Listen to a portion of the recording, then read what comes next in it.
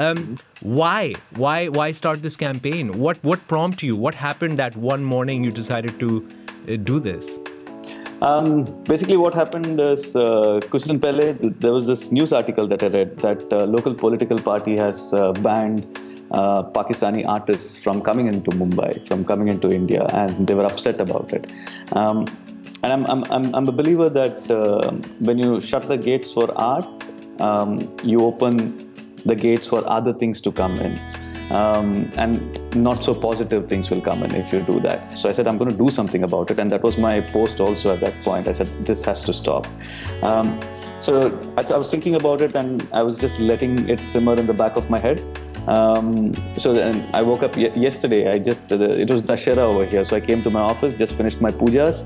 I went back home, and I was supposed to go to my friend's house for lunch. So on the way back, I just had this idea, which was, I thought I'm going to make a profile picture, and I'm going to put a note out, and I'm going to ask people to do the same if it makes sense to them. Because we keep talking about, like, when you see something like this in the news, you think that everybody is exactly like this, that all of Mumbai wants to get rid of artists who are coming from across the border. And that's not a representation of me.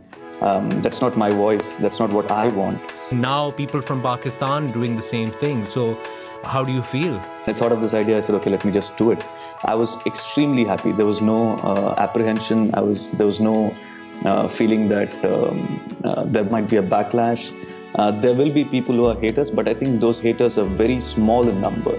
Most people don't want a war. Most people don't want to fight. I don't want to go to fight someone and kill some guy who I don't know. I probably might like that guy and, like, just say, okay, let's hang out, chill out, maybe have a conversation, get a cup of chai or something like that.